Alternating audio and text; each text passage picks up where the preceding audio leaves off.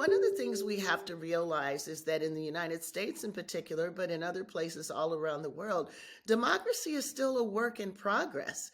It's a promise, it's an aspiration, it's one that has to be constantly nurtured, it has to be constantly expanded.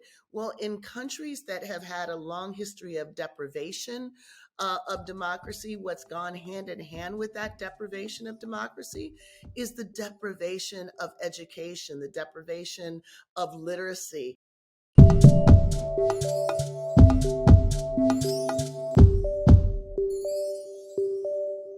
This is Rights and Wrongs, a new podcast by Human Rights Watch. I'm Birgit Schwartz. Welcome to the show. On Monday, the U.S. celebrates Juneteenth, commemorating the day troops in Galveston, Texas, belatedly told African Americans that their enslavement had ended. By the time they found out, 4 million enslaved people had officially been free for 2 years already. That was more than 150 years ago. Today, school boards across the US are banning books from classrooms and school libraries that explore the inconvenient truths of Juneteenth and the country's long history of racism. The targets, mostly stories by and about people of color. The intention to present pupils with a sanitized version of US history. The effect, the erasure of Black voices, academics, and experiences. To discuss what's at stake for teachers, students, and the country at large, I'm now joined by Professor Kimberelé Crenshaw. Kimberelé is a pioneering scholar of critical race theory and a writer on civil rights. Happy to have you on the show, Kimberelé. It's my pleasure to be with you. Thank you. Thank you. Kimberelé, the number of books that have been banned from school libraries and teaching lists or that are under scrutiny more than doubled last year. It now amounts to several thousands. To start us off, could you maybe give us an example of the kind of critical narratives that are being banned? Oh, it runs the gamut. Narratives that range from the story of Ruby Bridges. Ruby Bridges was a 6-year-old Black girl who integrated New Orleans public schools when she was a child. She has written an autobiography. There's a group called Moms for Liberty that has challenged that autobiography because they say it promotes resentment and it makes white children feel bad. A school district in Florida objected to the showing of the film about school desegregation, the film about Ruby Bridges, again, saying it violates the Anti-Woke Act. It again promotes resentment and hatred. So we start from actual historical narratives, real tales about what actually happened in the United States during segregation, and it extends to fiction as well. Toni Morrison, one of the most celebrated authors of the 20th century, is one of the most banned authors right now. So it ranges from narrative to autobiography to legal text to sociology, anything that tells a story that certain people don't want students in the next generation to know about has been subject to book bans. Yeah, I was just going to come to that. Internationally acclaimed authors like Toni Morrison are being banned. So are you. And so, by the way, like a recent addition to this not wanted list is the New York Times 1619 project. The project was created 1 year before Black Lives Matter and examines slavery's impact on America's life, economics, and culture. Who is actually driving these bans? Yes, well, it's important that people understand that although this gets presented as though it's parents, that this is a parents' rights movement, many of the people who are behind this, many of the people that we're seeing marching to the school board, they're not parents of students currently in the school district. Many of these people and organizations are various formations of right-wing, far-right organizations. Some of the mothers are people who've been Republican activists for some time. The important thing to know is two things, that this is a highly coordinated, organized movement. It is deeply financed with both traditional foundation money and dark money. And it is intentionally designed to sow dissension, discomfort, and unhappiness with the public school system. One of the main leaders of this anti woke campaign has said that they don't particularly care about some of the ways that they have been trying to say that this is against critical race theory or it's against anti wokeness. They say that this is basically designed to recode these ideas to make people hear something crazy and think, oh, that's that critical race theory stuff again, or that's that wokeness stuff again, and generate so much dissension that people are willing to pull resources out of the public schools, pull resources out of these laboratories for democracy, where most people come to learn about our collective history and what we have in common, and create a situation where there aren't many opportunities for us to learn about each other and to actually build our democracy. That's what's at stake. This isn't just about authors. It's not just about stories.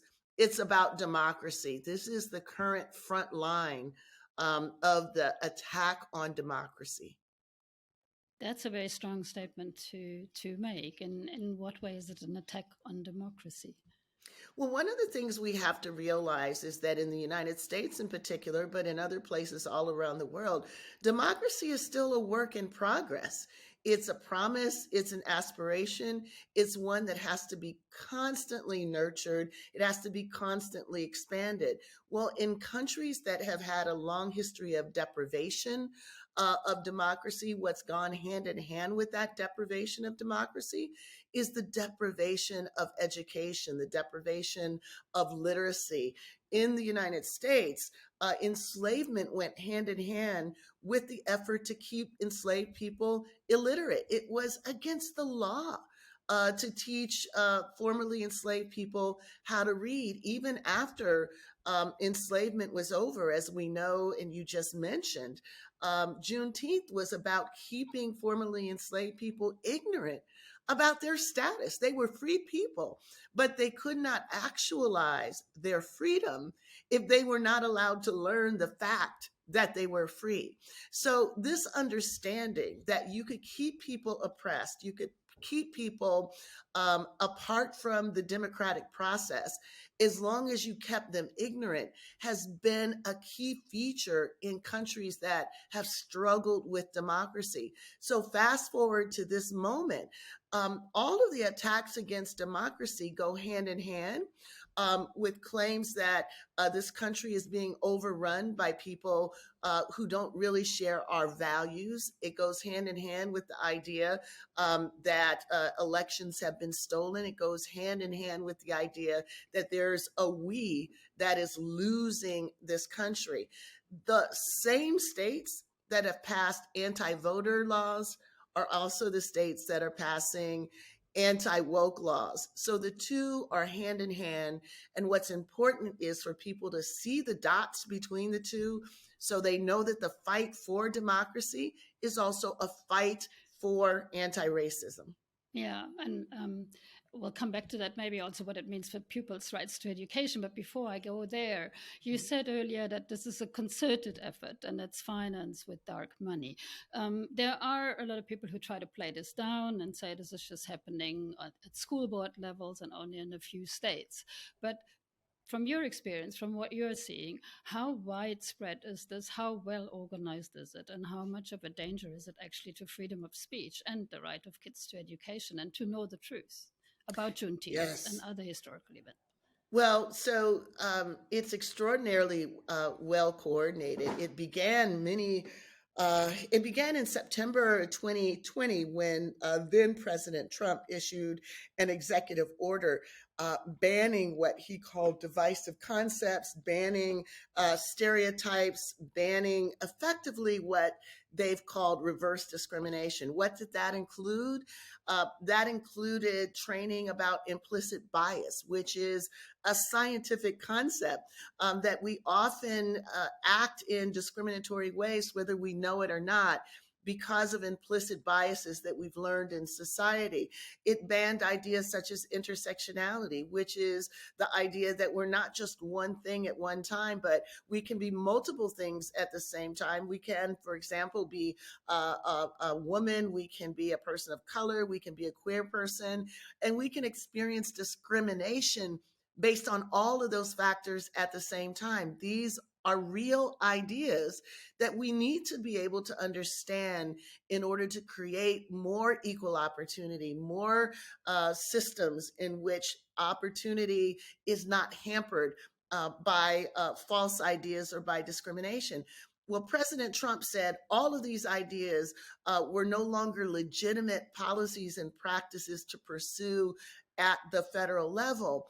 Eventually, that was rescinded, but by that time, these laws had spread across the country. So we're now in the United States at a point where 22 states have passed laws banning what they call divisive concepts, which is equal opportunity, et cetera, et cetera. And some have even banned ideas that make certain children feel bad. They've even banned the idea that you can talk about discrimination as something other than prejudice or something other than bias. So this is well coordinated. There are copycat laws. One state will pass it and another state will pass exactly the same law. And equally importantly, this isn't just something that's happening in some states. It's happening at the local level. It's happening at school boards. It's happening with attorney general offices across the country, basically saying, we're not going to talk honestly about our past. We're not going to talk about how the past shapes the future. And we're not going to be able to create a more equitable future for up and coming generations. Yeah, I mean, this whole idea that you just mentioned that was basically pushed by Trump is also reiterated by Ron DeSantis, who is the governor of Florida. DeSantis is also running for president. He has also been quoted as saying that the critical examination of racism and race in society is divisive, unpatriotic, and has no educational value. From your perspective, as the founder and director of African American Policy Forum, is the DeSantis crusade and the crusade of his supporters and the crusade of all those right-wingers in the country not a lot more divisive? Absolutely a lot more divisive. But here's the thing to recognize: when we don't know our history, when current generations' understanding of our past has been shaped by the same kind of impulse, which is to tell untruths about our past, which is to say certain efforts to confront the reality of, say, enslavement or the reality of genocide, creates a populace that is unaware of our history, and then as a consequence sees the truth about our history as being indoctrination.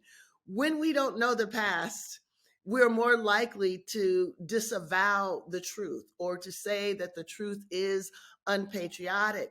The reality is that the most patriotic elements of history are those who tried to make good on the promises of democracy, those who said, you know, we believe deeply in the ideals of democracy and inclusion. And because we believe deeply in those ideals, we're going to tell the truth about when we were not up to the task of realizing them, because in that lesson are the truths we need in order to remake our democracy in the image that we claim we want it to reflect. So absolutely, it's divisive to say that this history can't be taught because it hurts people's feelings. It's divisive to say that it casts a negative light on our ancestors. If anything, It tells a story about how people of all races came together to make our country better. It tells a story about how democracy is an aspiration of people around the world, and together around the world, we have come together to create the institutions to better realize our objectives. And brushing over that history, whitewashing it, hurts people of color, obviously. So, and the United States is a multiracial society. So, you need to try and find a way of not hurting anybody and of telling the truth about what your And history I is would about. say, in reality, many of the claims that are being made against truthful education are not made by the students. They're not made by young people. Young people want to learn about the history. They want to know more about the society that they've inherited. What we firmly believe this reflects is discomfort of parents and grandparents. It reflects a backlash against the widespread mobilization that happened when George Floyd was killed, and people around the world saw a white police officer kill an African American man, and wanted to understand how, decades after the end of the civil rights movement, this kind of thing can still happen. In every state of the union, there were mass mobilizations of people, and most of those people were white people. And they were demanding accountability, and they were demanding understanding. That created a huge backlash. That created the discomfort that certain people feel with the idea that this is now a moment where there's every reason to believe that racial justice is a majoritarian value. So this is a minority rights movement. Now the minority is those who oppose racial justice, those who oppose grappling with the past, those who oppose the idea that if we learn more about our past, we can do better in the future. You're listening to Rights and Wrongs, a new weekly podcast by Human Rights Watch. I'm joined by Professor Kimberelé Crenshaw. We're discussing the implications of growing pushbacks against critical examinations of race relations in classrooms on children's rights to education and to knowing the truth. You were just talking about young people wanting to know more about history, and this being a backlash against that desire, which became extremely strong during the Black Lives Matter movements after the murder of George Floyd and Breonna Taylor. So, to what extent then do these bans by school boards of certain books infringe children's rights to education, to know the truth, to be informed, and to freedom of expression? You, as a professor of law, I'm sure have something to say about this.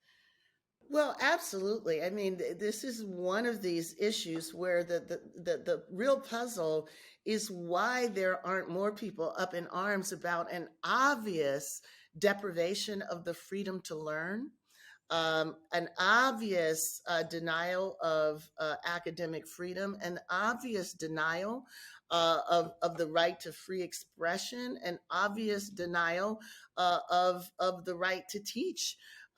This is a situation in which one has to wonder whether it's the substance of what is being suppressed that explains why so many people who would otherwise show up when we're talking about suppression, when we're talking about banning books, when we're talking about saying that certain ideas, certain viewpoints can't be legitimately expressed, not only in K through 12 education, but even in higher education. Entire departments are being attacked by the anti-woke crusade.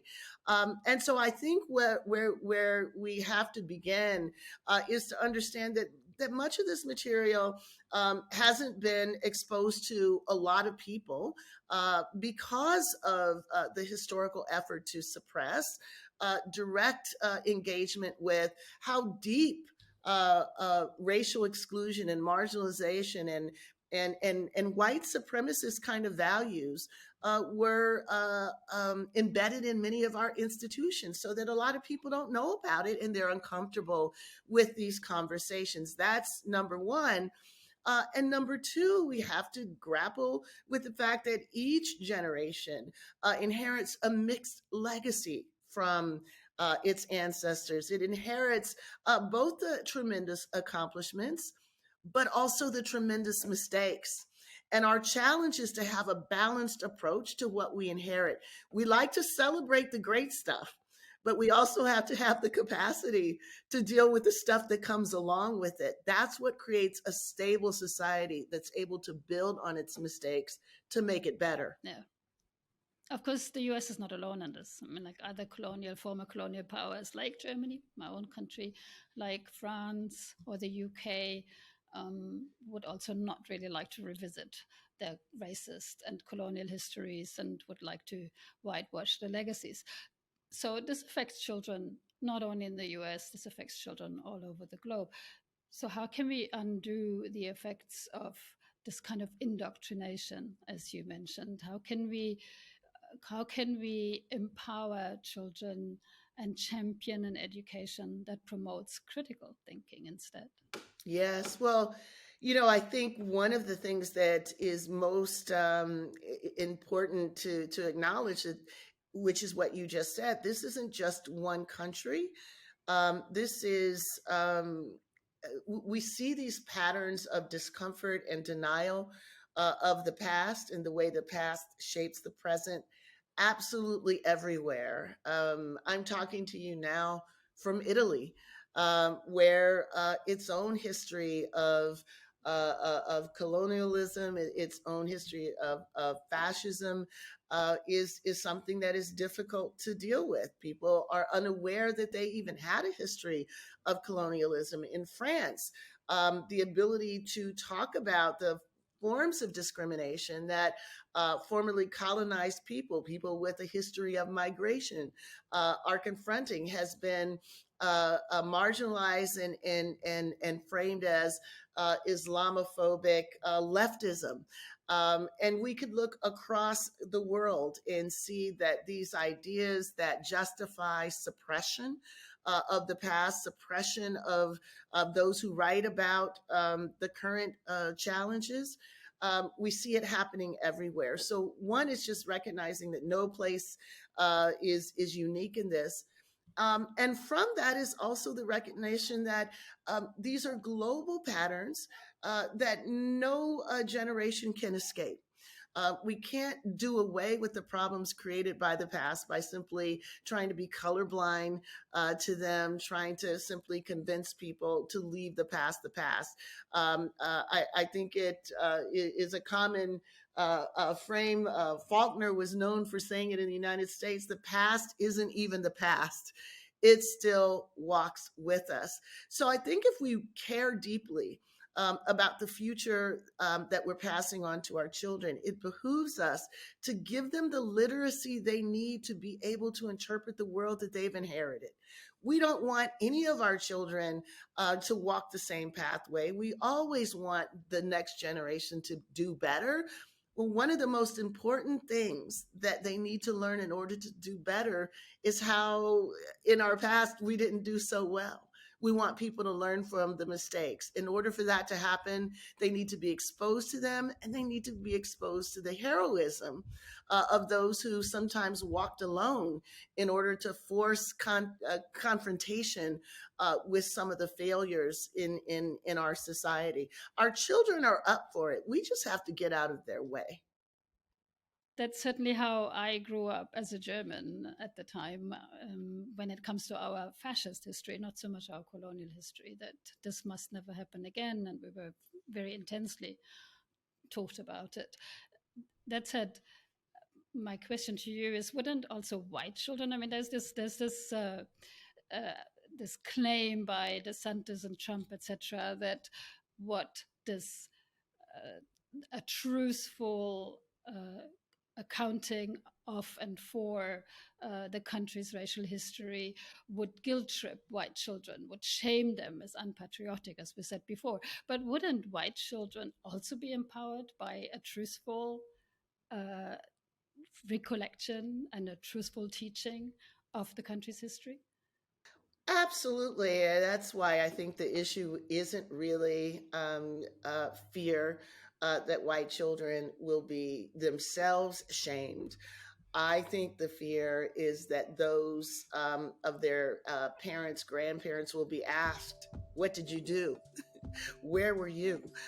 Were you part of the jeering crowd, Grandma, when Ruby Bridges was integrated?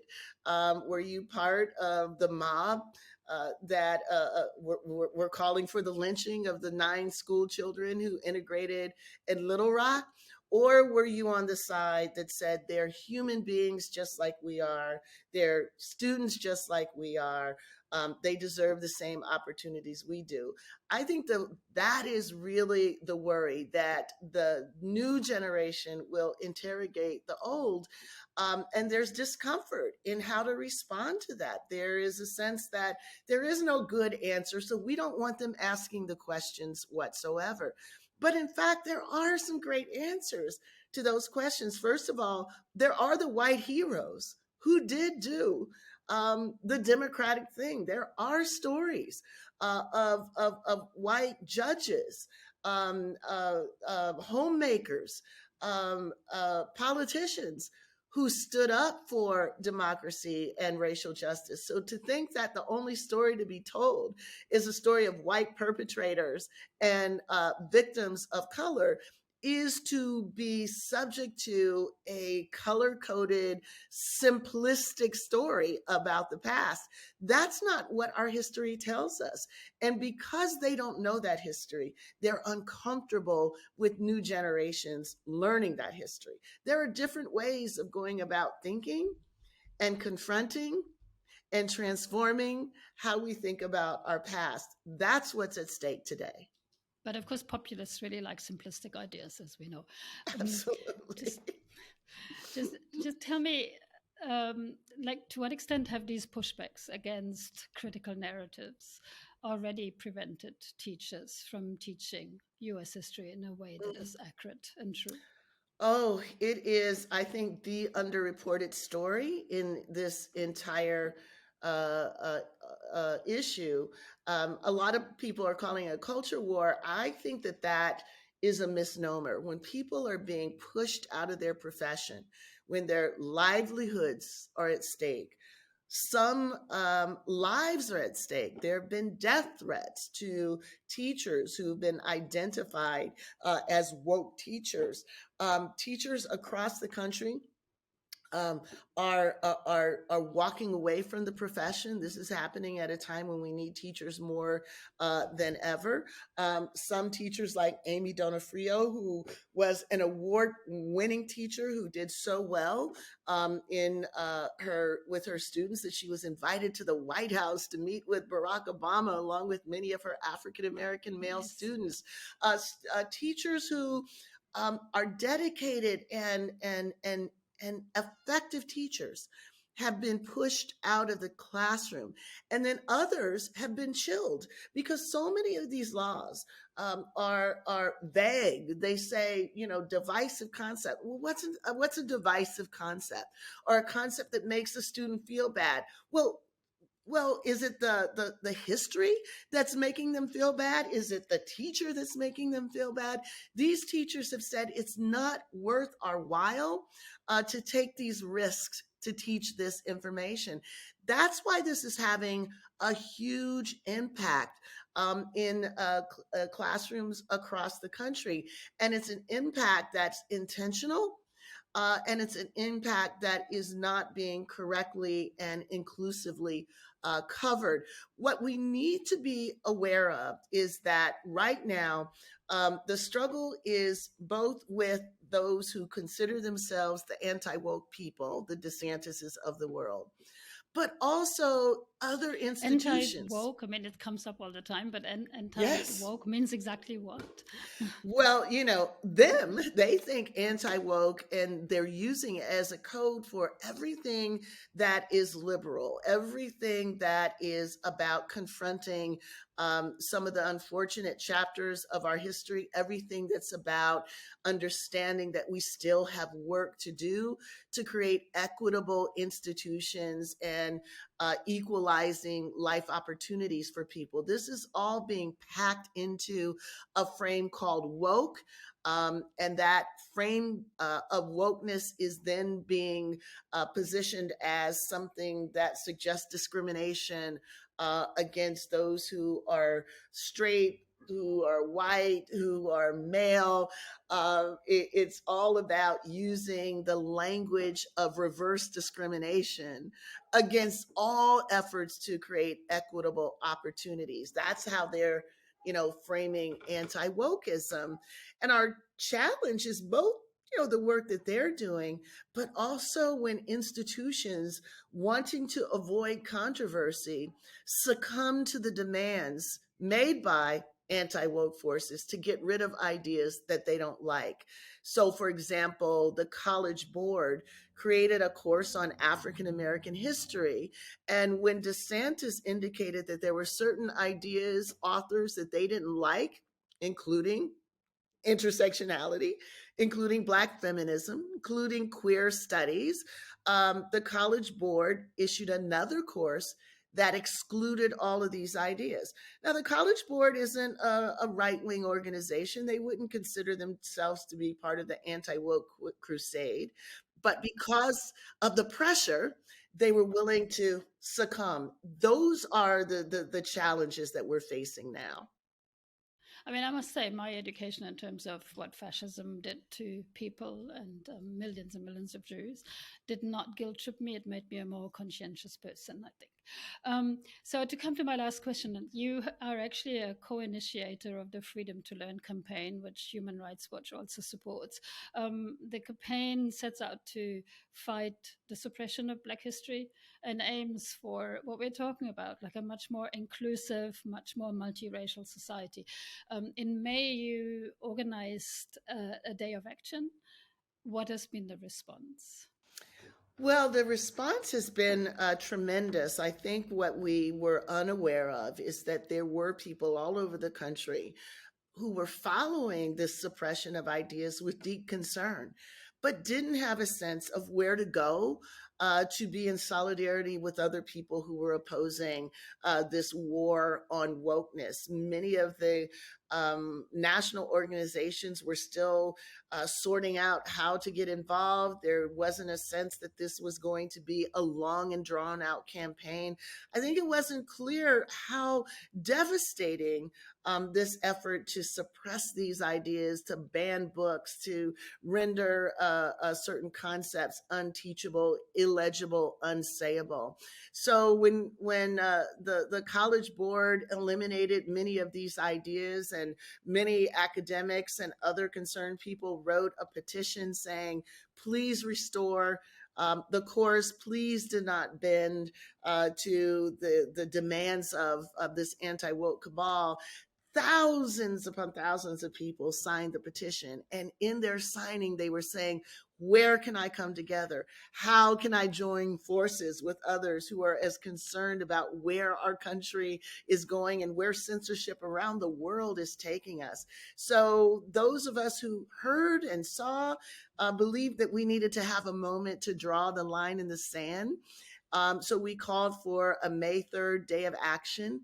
And all across the United States, there were more than 150 activities of people reading banned books together, people calling in institutions like the College Board, people doing teach-ins online, people saying we are prepared to stand up for the ideas that we know we need to be exposed to protect democracy. Yeah. So that's how it started. There is a freedomtolearn.net website where people can go and learn more. Juneteenth is coming up next week. People are creating videos saying, Juneteenth is exactly a time for us to demand the freedom to learn. And so we're very hopeful that the majority that opposes this kind of censorship will come together, be a strong force to repeal these laws and to actually promote laws that require more inclusive education. Thank you so much for this fascinating, enlightening conversation, Professor Crenshaw, Kimberly. It was such a pleasure to have you. Thank you so much for making the time. Thank you so much for having me. You have been listening to Rights and Wrongs, a new weekly podcast by Human Rights Watch, stories from the human rights frontline. Our producers today are Lisa Maria Maya and Isa Rodriguez Akhtar. Our engineer and co-producer is Cozy Okpoli. I'm Birgit Schwartz. Next week's edition of Rights and Wrongs will look at sports washing and why sports fans should care. Please join us. Until then, thanks for listening.